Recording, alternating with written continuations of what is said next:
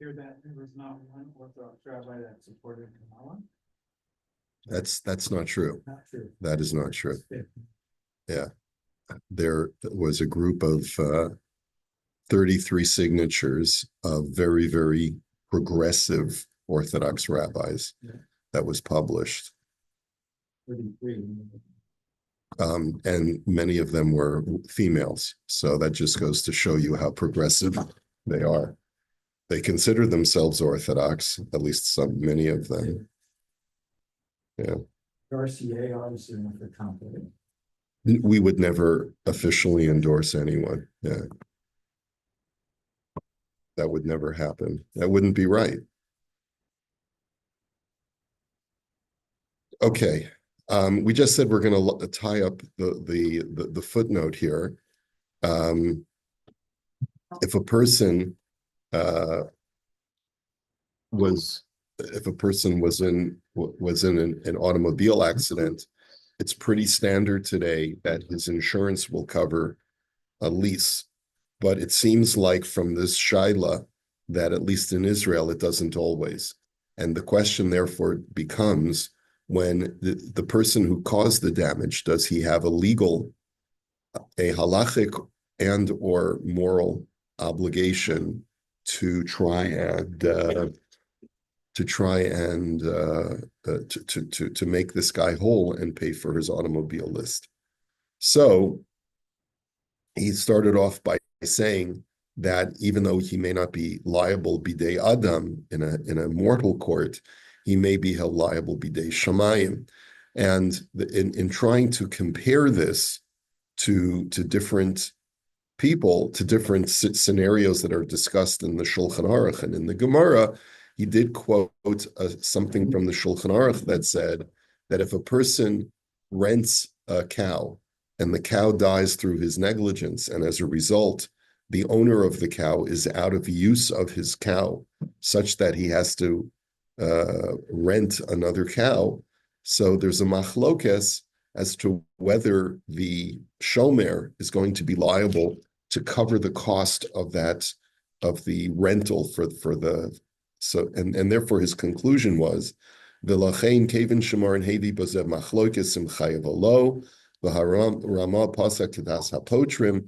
When the Rama paskins like those who say that you're exempt, then we would have to say that me'ikar hadin, the person who caused the damage, could claim an exemption based on the poskim who say that you're pater. However, it is proper, he says, at least from a shamayim standpoint, that you should make some kind of pishara so that you at least pay for a portion of it. Now, he says in footnote Gimel, he says, Vihine, afal pi shemara nakat halachazu b'lashon yesh v'yesh.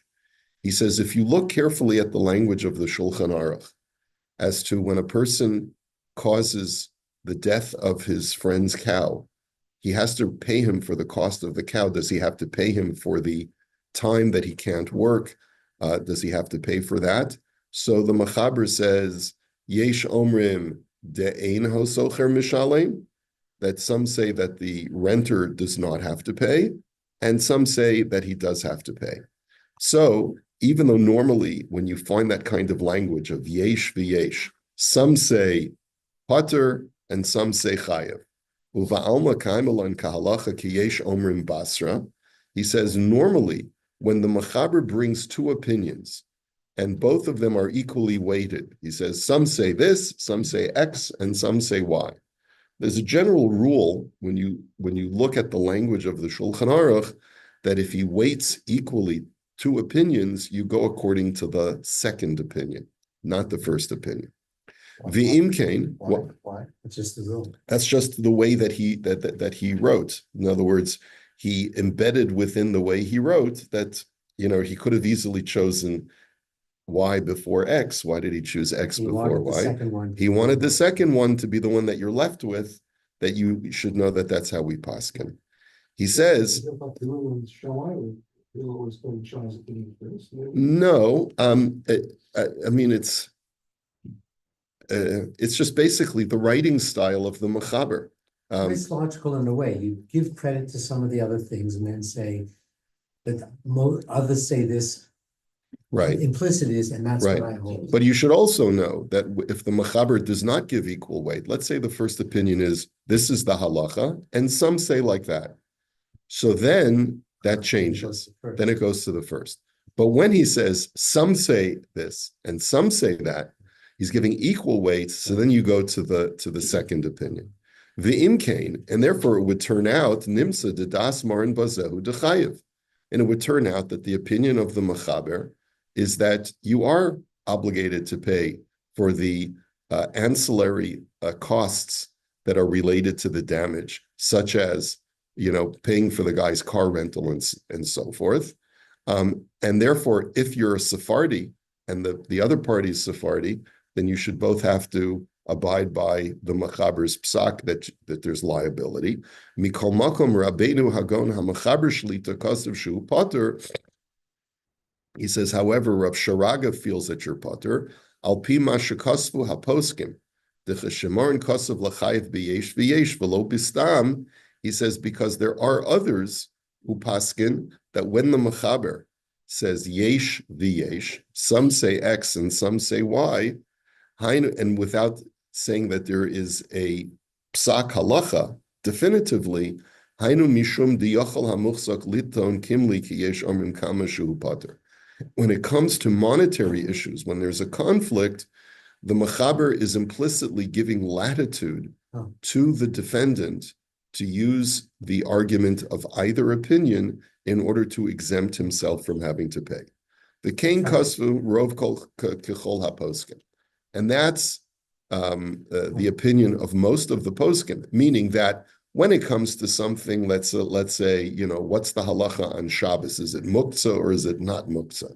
So if it's yesh v'yesh, you go according to the second opinion, okay? But when it comes to an issue where there's a financial conflict, and you want to be able to extract money from a muchzak, from someone who is the possessor of the cash, so then the Mechaber's use of this language is enabling the defendant, the muchzak, to be able to use either claim. He brings a list of poskim. He says, okay, Umashukosav be'ein Yitzchak de b'yesh omrim v'yesh omrim adif lasos pshara krova ledin dahainu ki yesh omrim basra. There is, however, a sefer called Ein Yitzchak that when the Mechaber says yesh omrim and yesh omrim, that it's best to do a pishara, a compromise that is closer to din, that is closer to the second yesh omrim opinion, meaning, let's say, hold him liable for anywhere between 50 to 99%. Because of Od Sham, Shekamo Shemaran Rabbeinu Hagadol Zatzal Chazarbo Be'inyan Stam, V'yesh, She'i Efshar Liton Kimli Kahayesh. He says, the Mechaber, when he will say, this is the halacha, and some say this, then we always go according to the first opinion. And a defendant cannot use the second opinion and say, I paskin that way. L'chora hu hadin le'inyan v'yesh v'yesh.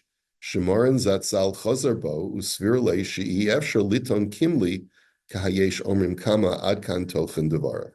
He says, and therefore, logic would dictate that the Mechaber also would not allow you to do the same thing when he says yesh omrim X, yesh omrim Y. He would not allow you to go and say that I hold like X. But lichora nira yoter de bazelo chazer bomaran zatzal ki ruba de aposkim sfilu shef shalomer kimli keyesh omrim kama the kol shkem lefi haposkim shef shalomer kimli keyesh omrim neged astam devadai lefi shitasim ef shalomer kimli keyesh omrim kama. He says, however, that's not the consensus. The consensus is that it's not that the Mechaber is sort of changing his mind and steering you towards only one opinion, but rather he's enabling you to choose one over the other. The Afal Pi Shemaran Zatzal Kasav de Bistam V'yesh Ein Liton Kimli Ke'ayesh Shiny Hasam the Cheshemaran B'Shulchan Aruch Pasach Bistam Havi Psaka Gamor. He says, and it's different from a situation where the Mechaber says this is the halacha, and some say this. Because when he says stam, this is the halacha, he means to tell you definitively that this is the way we paskin, even though there are others who say the other way. And therefore, when he uses that language, never can a person say, well, I choose to side by the Yesh Omrim opinion. Masha'en kein b'yesh v'yesh, but if it's Yesh Omrim and Yesh Omrim, then a person does have the option. The Shalom or Kimik Yesh Omrim Kama Kamo Shemar Neshulchan Aruch Asma Hurricane B'Shut Avkas Rochel Luchanal. And the Mechaber himself actually said that. He wrote that in one of his responsa, that whenever you find me writing Yesh Omrim X and Yesh Omrim Y, a person does have the option of choosing which one he would like to go with. V'od ayin, and then he does give us other references. So I feel that there's value to at least just scanning this footnote to understand that, if you ever are appointed a judge in a Beis Din and you have to research the issue, you should know that the language of the Shulchan Aruch is chosen very, very carefully. So there are some times where the Mechaber, where the author of the Shulchan Aruch, Yosef Cairo, will say Yesh Omrim X and Yesh Omrim Y. In that situation, we go according to the second Yesh Omrim. But if he says this is the halacha, the Yesh Omrim otherwise, so then that's a completely different ball of wax. Okay? All right. So does every posek have their own formula that applies to Shulchan Aruch, but not? It does. It only applies to the Shulchan Aruch. So if others use that same language. Yeah, you don't have the right to extrapolate because every author has a different way of writing. Even poskim have a different way of writing. Generally speaking, we don't use these kinds of rules when it comes to. Maybe if we look in the Rambam, we might be able to infer something similar, but Ashkenazi poskim wouldn't necessarily. Yeah, I'm saying like the Ramah, I don't think that we have these rules. Yeah. Okay. Let's look at another. This is an interesting shaila. Another family discord issue. Isha shechatfa mitzvat hadlakas neiros Shabbos mikalata. A mother-in-law chaps lighting Shabbos candles from her daughter-in-law. In other words, they're staying over Shabbos at the daughter-in-law's house. Daughter-in-law has only set up two candles for lighting, not like many of us do, where when you have a Shabbos guest, you give them their own set of candles. And the mother-in-law says, I'm lighting for the house. Right. Okay, so here's I thought candles are supposed to provide shalom bias. exactly. That's one of the functions of it. That might be what he comes up with in his tshuva. Hizmanti et chamoti lihitareach etzleinu b'Shabbat. So the writer of the shaila is the daughter-in-law.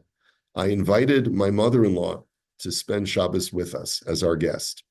V'lifnei knisat haShabbat heichanti et haptumim ve'et hashemen kedei lahadlik nerot Shabbat. And before Shabbos enters, I set up the lamps, meaning the candelabrum, the candlesticks, and the oil, because it's very common for people to use oil, especially in Israel, for lighting Shabbos candles. V'higia chamoti ubircha v'hitlika et hanerot. My mother-in-law arrives, and she just steps forward and just lights the candles. V'ani aniti amen, and I answered amen. She stole the mitzvah from me. My mother-in-law. No, but isn't there a bigger mitzvah in Amen than doing that? That's what we saw previously. Very good, Hal. Okay. What kind of appeasement am I entitled to for her stealing my mitzvah? In other words, I want to present this to my mother-in-law and say, you did such and such wrong. You stole my mitzvah of Hadlakas Neiros Shabbos, and I think I'm entitled to something from you because of that, whether it's a piece of jewelry. Does the mother-in-law actually have a mitzvah to light in the daughter-in-law's house? Is there, It has to does be- she actually So have this a- is not a Choshen Mishpat issue. This is really an Orachayim issue in Hilchos Shabbos. Really, it is the role of the head of household to light Shabbos It should be candles. the Donna. It should be, you would think it would be the daughter-in-law who should be lighting the candles. Sure. I mean, it's almost like, can you imagine if you invite your father-in-law, or now you guys are father-in-laws, right? You come to your son-in-law's house Friday night, you sit in his chair and you make Kiddush without being invited to. That's not a good look, huh? Cool. Wouldn't be cool. Wouldn't be cool. But you can imagine if you were part of a different culture, maybe that might happen and it could create very uncomfortable responses. So let's see how we create shalom She's looking bayis. for monetary compensation. She's looking at something. She doesn't specify what she's lefatzototi, to appease me, or to Apology would be. mollify me. But I heard the rabbi say jewelry. I'm thinking maybe she's looking for something of monetary value. Does she at least owe me an apology? Listen to the end of this. Okay. Hagemara omeret bebava kama sha'adam, and now we're going back to this case that we saw previously in a previous tshuva. What was the case over there? I'm trying to remember what the shaila was that we. With the aliyah, cover the blood. Yeah, well, that's the case in the Gemara. So I think it was the aliyah. The guy chapped the aliyah, and he brought the very same case in the Gemara of covering the blood. Okay, so the Gemara says in Bava Kama sha'adam sheshochet oaf. If a person slaughters a bird, slaughters a chicken, yesh lo mitzvah lechasot et hadam ba'afred. He has the mitzvah of kisui hadam, of covering the blood. Umaisa be'echad sheshachad oaf.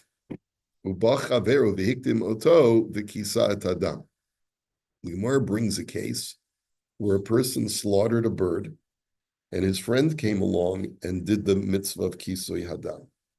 The chiev oto Rabban Gamliel l'shalem asara zehuvim l'shochet, and Rabban Gamliel said you owe 10 gold pieces, which is an exorbitant amount, to the shochet because it's the shochet's mitzvah. The kach nifsak b'shulchan aruch mi sheshachat chayev ha'of uba acher v'kisa hadam shalom midas hashochet chayev l'shalim lo kefi ra'os einei hadayanim. Then that's the psak of the Shulchan Aruch. If someone shechts a chaya, like a venison or a bird, both of those are subject to kisui hadam. If someone else goes ahead and does the dirt covering, he has to pay the shochet from whom he stole the mitzvah, whatever the dayanim feel is reasonable. V'yesh mi shahora shehu schar katsuv asara zehuvim.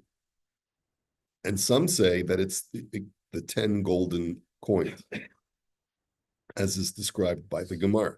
So it's just a question of how you interpret the Gemara. When Rabbi Gamliel said you have to pay 10 gold pieces, was that the standard, or was he just saying some really high amount that he felt, that it could be negotiated? Uvizman hazeh ein megabinoso aval im tafas lo mafkinin minei. And then the Shulchan Aruch's conclusion is that nowadays we don't collect it because generally Batei Din do not collect penalty fees because this is clearly a penalty. But if the aggrieved party grabs money, we don't take it away from him. In other words, if he takes something from the guy who stole the mitzvah from him, you stole my mitzvah. I'm taking your golden your silver candlestick. And he runs out of the house. And then the guy takes him to Beis Din and says, the guy stole my silver candlestick. Well, why did you take his mitzvah? And the Beis Din will not force him to surrender the silver candlestick.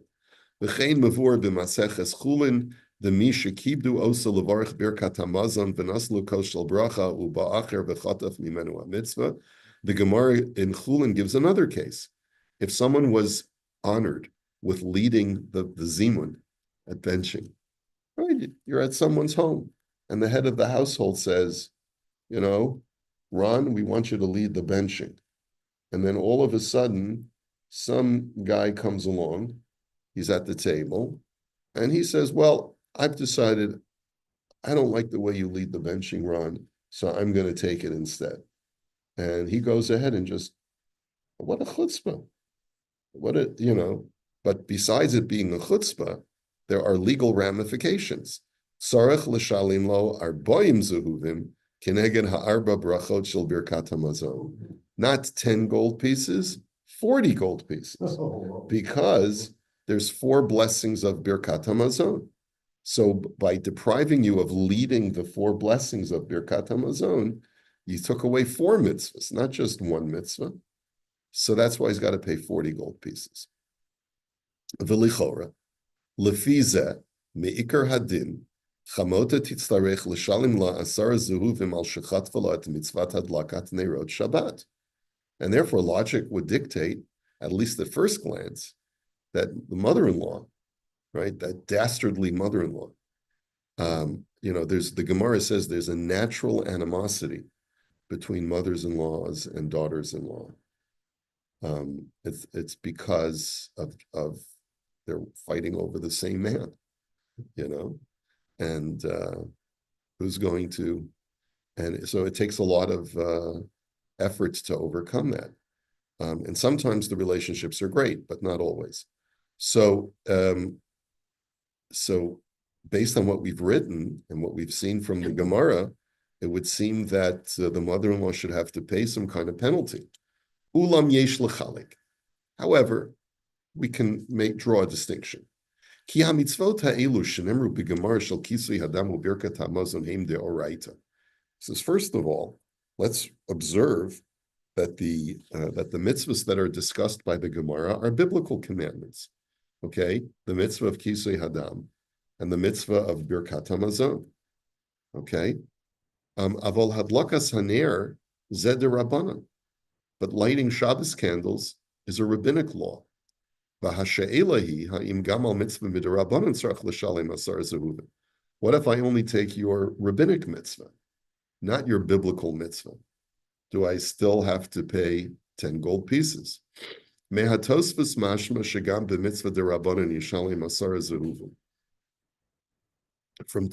in the Gemara in Chulin about the guy who took the benching, it sounds like you even have to pay for rabbinic mitzvahs. Ki atoso shalu madu achotef birkat hamazon lakos mechaber chayev rak 40 zehuvim velo 50 zehuvim keven diyesh od bracha shel birkat bori pri hagafen.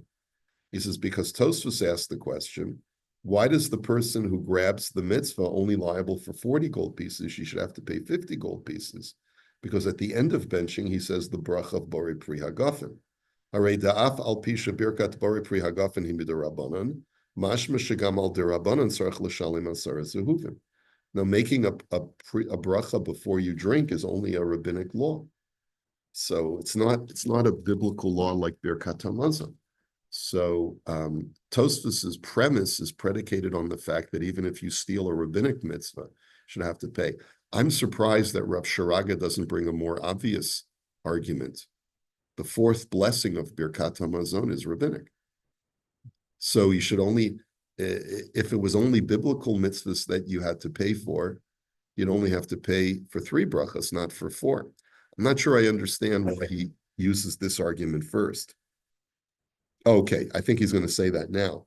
He says, "V'chein mashma mima shekasuv sham begemara shal birkat hamazon mashalmim arboim zehuvim v'harei birkat hamazon rak shalosh brachos harishonos heim midoraisa."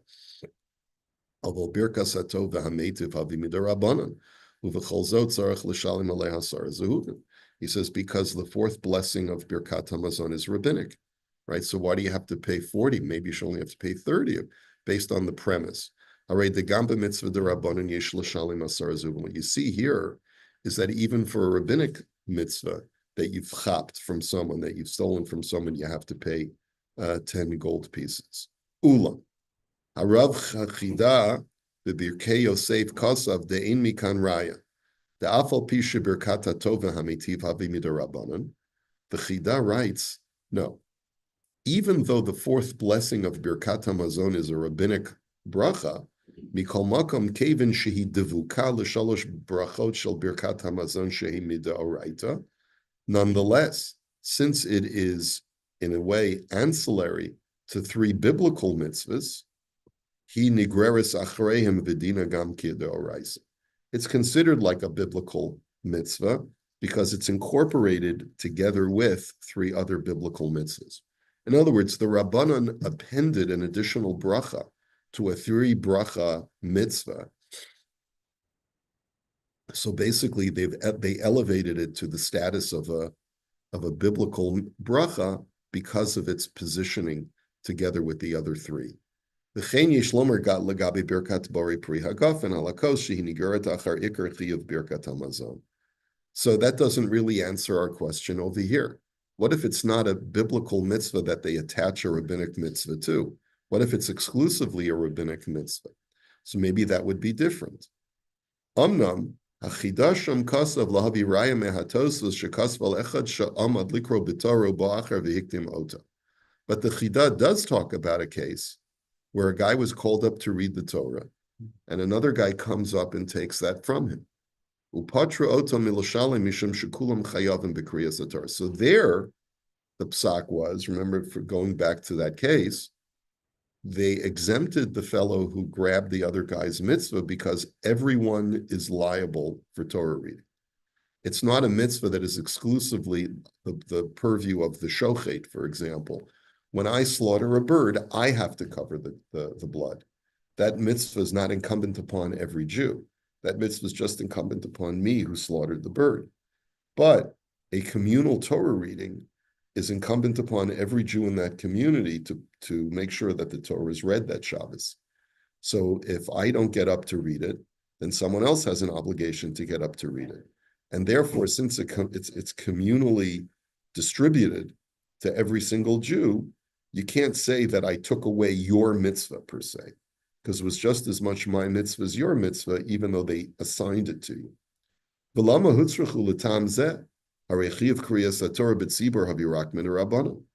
Chida says, why do you have to use that argument? Why not just say that Kriyas HaTorah is a rabbinic mitzvah? So his conclusion is that even for a rabbinic mitzvah, there's an obligation to pay 10 gold pieces. Because of Orachida, the afilu mitzvah de rabbanan shein babracha, tzarach l'shalim aleha sar zehuvim, and the Chida writes that as well, and he says that even when there's no bracha involved, if you steal some rabbinic mitzvah, you have to pay them 10 gold pieces. V'ochiach kein midivrei hatashbeitz, the adam shechataf mechaver et mitzvah ta'achiza b'sefer Torah, the lekuli alma hu rak mishum chivuv mitzvah, mikol makom chayiv l'shalim lo asar zehuvim. What if in certain congregations it's considered a privilege to hold the Torah at certain times during the service, maybe to do hotzah b'achnasa, maybe to take it out of the ark and put it back in the ark, or maybe to hold it during Torah reading, right? Even though we normally, if someone's given that to a child, but maybe it's considered to be a privilege. And the Tashbeitz paskin, that if someone is an aggrieved party because he was told that he would hold the Torah and someone else took that from him, he too is entitled to 10 gold pieces. Imke, even though there's no mitzvah, it's not even a mitzvah per se. It's not even a rabbinic mitzvah, because theoretically you could have the Torah being held by a clamp. So imkein l'chora gam b'mikreh hazeh. I just want to question you back to where Yeah. we said that the fourth bracha got elevated to a derisa as part of the benching.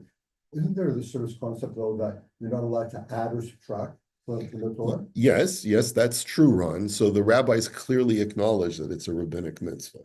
They're not adding, right? There are many cases where there's a biblical law and the rabbis bolster the biblical law. That's the law of muktzah, for example. There's no biblical halacha of muktzah, but the rabbis they created a fence around it. When something is clearly delineated as a rabbinic law, it's not considered to be adding to the Torah. Anyway, we'll have to get to the bottom line tomorrow. We'll continue this in Mitzvah. All right, have a great day. See you tomorrow. We're doing how long today?